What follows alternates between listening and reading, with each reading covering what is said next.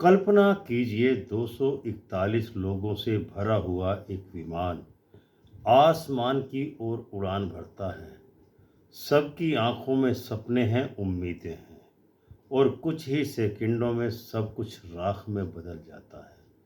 सिर्फ एक व्यक्ति, सिर्फ एक इंसान जो मलबे से निकलकर जिंदा बाहर आता है, उसका नाम है विश्वास कुमार रमेश। एक भारतीय मूल का ब्रिटिश नागरिक, जो अब सबसे भाग्यशाली नहीं बल्कि सबसे दर्दनाक जीवित आत्मा बन चुका है, क्योंकि उसके लिए हर दिन एक सजा है, एक बोझ है, एक याद है जो मिटती नहीं। आज मेरा भारत लेकर के आया है एक ऐसी सच्ची कहानी जो किसी फिल्म की तरह लगती है, पर है हकीकत से भी ज़्यादा भयानक और ख़तरनाक। Air India flight AI-171 crash की वो दोपहर, जो उसके बाद हर दिन का दर्द।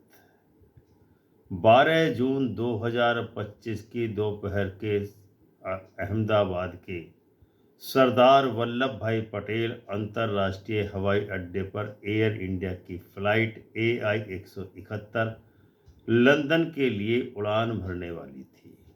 बोइंग 737 ड्रीम लाइनर, एक अति आधुनिक विमान जिसमें 241 लोग सवार थे, जिसमें छात्र, डॉक्टर, बिजनेसमैन, परिवार और बच्चे और राजनीति के सितारे भी मौजूद थे। रमेश अपने छोटे भाई अजय कुमार के साथ इस फ्लाइट में थे। उनकी सीट थी 11A, ठीक इमरजेंसी गेट के पास। अजय कुछ सीट दूर बैठे थे। टेक ऑफ के कुछ ही सेकंड बाद विमान ने अचानक झटका खाया और फिर एक धमाका हुआ, एक आग का गोला, और फिर सब सन्नाटा। विमान बीजे मेडिकल कॉलेज की हॉस्टल बिल्डिंग के दक्षिणी हिस्से से टकरा गया। 241 में से कोई नहीं बचा सिवाय एक व्यक्ति के, विश्वास कुमार रमेश। जब लोगों ने मलबे से जलती हुई धातु के बीच किसी की हलचल देखी, तो उन्होंने देखा एक आदमी जिसका शरीर झुलस चुका था, कपड़े फटे हुए थे, चेहरा राख से काला था और आंखें पूरी तरह खाली थी। वो था रमेश। वो चलने की कोशिश कर रहा था, लड़खड़ाता हुआ, सांसें उखड़ रही थी, लेकिन जिंदा था। वीडियो में दिखा वो मलबे से निकलकर दूर जा रहा है। आसमान में धुएं का गुब्बार उठ रहा है। लोगों ने कहा वो सबसे भाग्यशाली इंसान है, पर हकीकत ये है कि वो दुनिया का सबसे अभागा इंसान था, क्योंकि उसके आसपास के सभी जिनसे वो प्यार करता था, वो सब वहीं ख़त्म हो गए, राख हो गए। उसे अहमदाबाद सिविल अस्पताल में भर्ती कराया गया। वो पूरी तरह शोक में था। डॉक्टरों ने कहा वो चमत्कार है। अगले दिन प्रधानमंत्री नरेंद्र मोदी खुद अस्पताल पहुंचे। उन्होंने रमेश से पूछा, आप कैसे बचे? रमेश ने धीमी आवाज़ में कहा, मुझे खुद पता नहीं। सब कुछ बहुत तेज हुआ, पर जब उसे होश आया तो उसकी पहली बात थी, मेरा भाई कहाँ है? डॉक्टरों ने कहा वो अब नहीं रहा। वो रोया नहीं, बस खामोश हो गया। उसकी आंखों से आंसू नहीं, शून्यता टपक रही थी। 17 जून को रमेश को अस्पताल से छुट्टी मिल गई। उसी दिन उसके भाई अजय के अवशेष DNA पुष्टि के बाद परिवार को सौंपे गए। वो दिन रमेश के लिए दो हिस्सों में बट गया, एक जिसमें वो जिंदा था और एक जिसमें उसकी जिंदगी मर चुकी थी।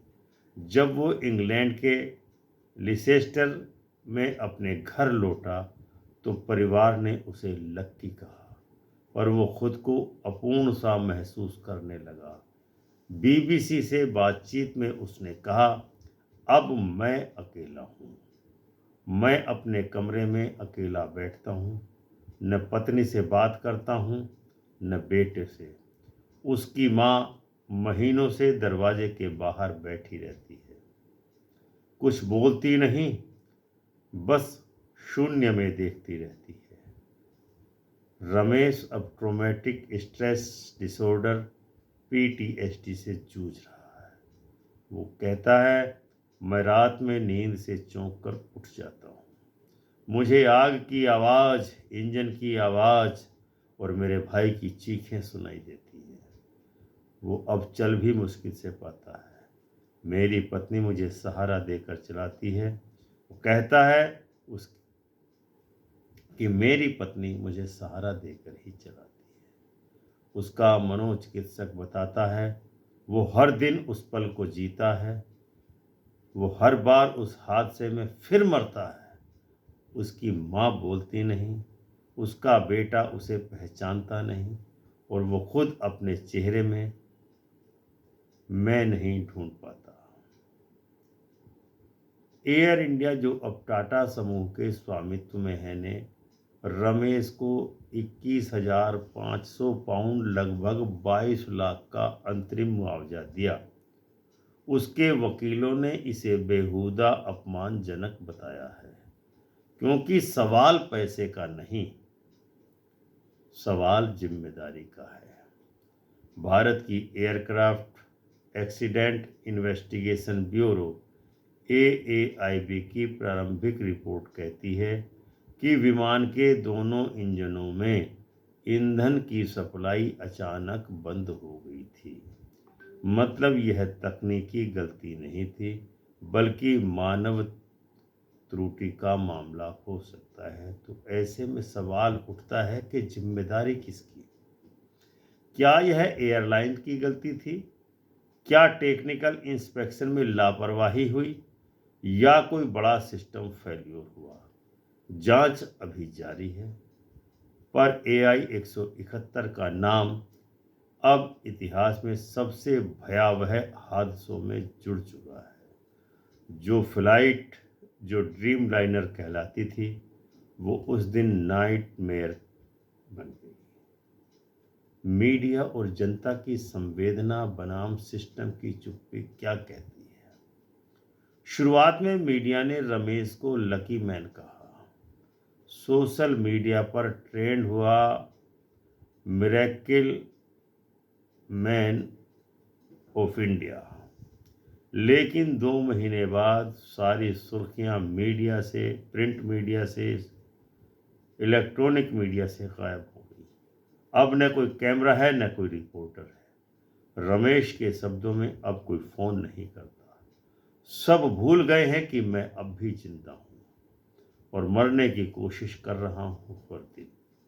यह वही देश है जहां हम शहीद के नाम पर नारे लगाते हैं, पर जिंदा बचे इंसान को धीरे धीरे मरने के लिए अकेला छोड़ देते हैं। भारत में हवाई दुर्घटनाओं की जांच प्रक्रिया अक्सर धीमी होती है।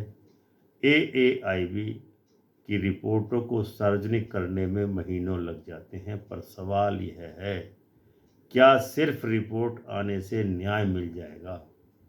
241 परिवार और उनके पीछे सैकड़ों अधूरे जीवन, और एक व्यक्ति जो सबका प्रतिनिधि बन गया, रमेश। अब न्याय नहीं, बस शांति चाहता है। कभी कभी भगवान भी चमत्कार करते हैं, पर इंसान उस चमत्कार का अर्थ नहीं समझ पाता। रमेश के शब्दों में, मैं जिंदा हूं पर मैं जी नहीं रहा हूं। उसके लिए हर सूर्योदय एक नई याद, एक नया घाव बन जाता है। तो कह सकते हैं कि 241 लोग, एक हादसा, एक जिंदा इंसान और एक सवाल, क्या जिंदा बच जाना वास्तव में, सच में भाग्यशाली होता है या एक लंबी सजा? रमेश अब भी हर रात उसी सपने में जीने लगता है, जलता है, जहां उसका भाई उसे पुकारता है, भाई चलो, निकलो। मेरे भारत की यही पुकार है कि जब तक ऐसे हादसों की सच्चाई सामने नहीं आती, तब तक कोई भी एयरलाइंस नहीं, कोई भी सिस्टम सुरक्षित नहीं कहला सकता। क्योंकि मौत से बड़ा हादसा वो है जब इंसान जिंदा रहकर भी मर चुका हो। तो दर्शकों, यह था आज का वीडियो जिसमें हमने अहमदाबाद विमान दुर्घटना में एकमात्र जिंदा बचे रमेश विश्वास की कहानी आपको सुनाई, उसका दर्द आपको सुनाया। अगर इस दर्द से आप अपने आप को आहत महसूस करते हैं और उसका दर्द भी महसूस करते हैं, तो वीडियो को लाइक शेयर अवश्य कीजिए, क्योंकि आपके अंदर इंसानियत है। यदि आपके अंदर इंसानियत है, वीडियो को लाइक कीजिए, शेयर कीजिए, चैनल को सब्सक्राइब कीजिए, बेल आइकन का बटन दबाकर ऑल का ऑप्शन चुनिए। मिलते हैं अगले किसी ऐसे ही गंभीर विषय के ऊपर वार्ता करने के लिए। तब तक के लिए जय हिंद, जय भारत, जय संविधान।